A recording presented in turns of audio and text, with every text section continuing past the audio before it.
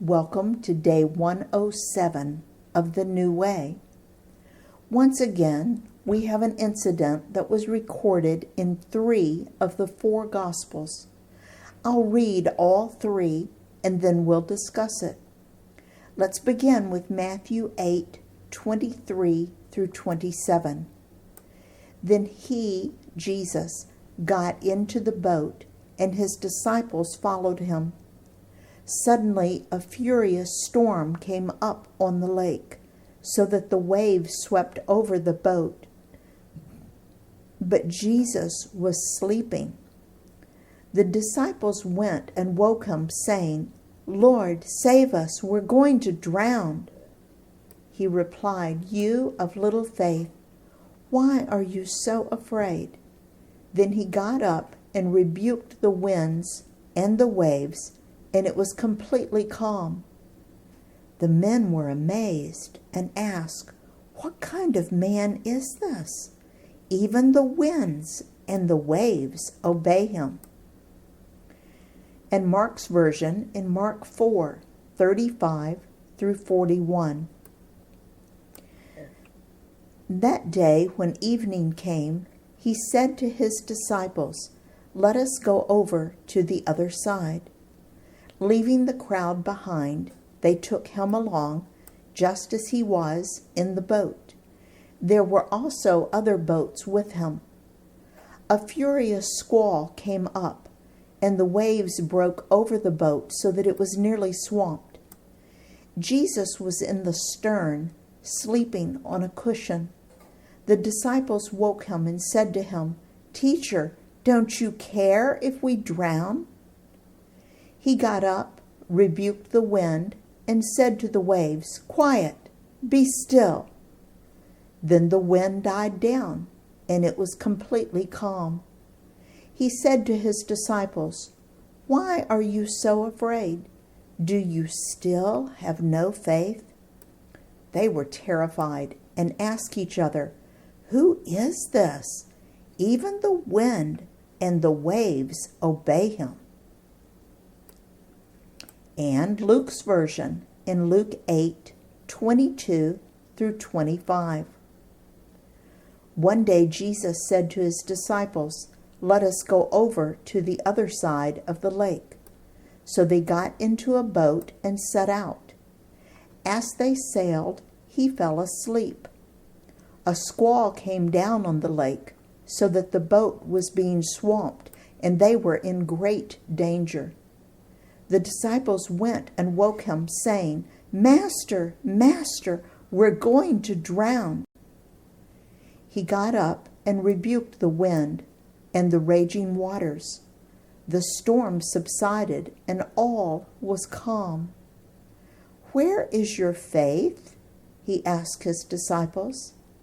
In fear and amazement, they asked one another, "Who is this?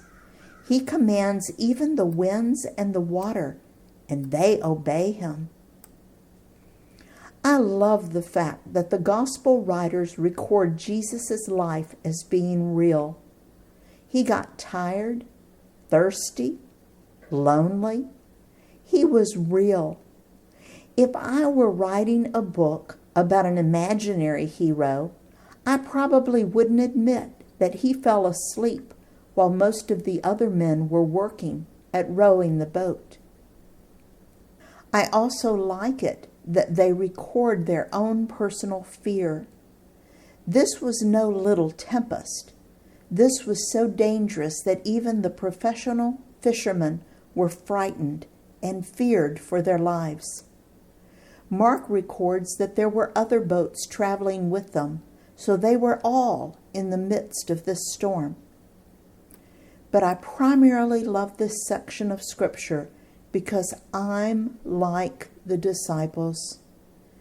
God is totally in charge of my life. I try to walk in complete obedience and trust.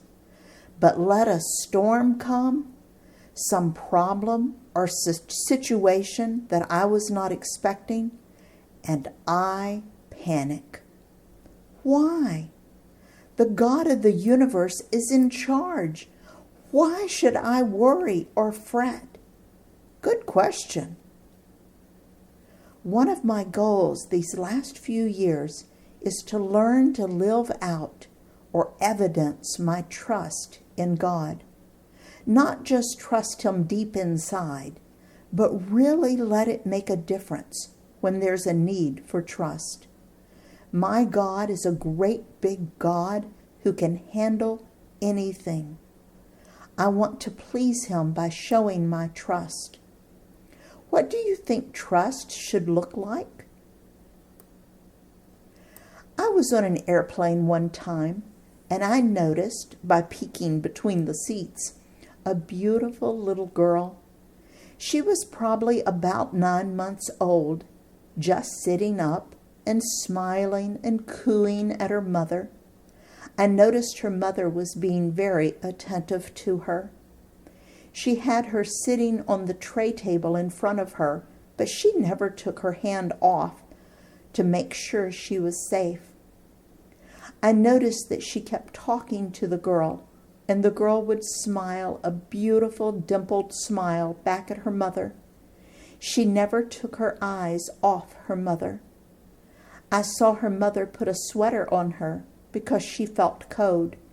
The little girl didn't ask for a sweater.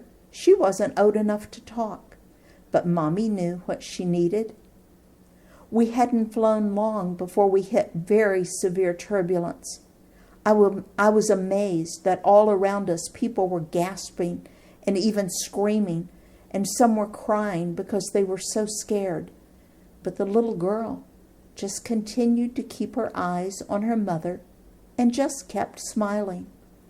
Apparently, Mommy was convincing her that there was nothing to be afraid of because she never seemed disturbed. She continued to sit there and look beautiful and smile and coo all through that storm. That, to me, will always be my picture of trust. When things happen, it may startle me or frighten me at the beginning, but then I run to my rock, Jesus, and I feel His peace flowing through me. What was the disciples' reaction to Jesus being able to control the wind and the waves? Can you imagine being there? Sometimes we just read this like it was a normal happening.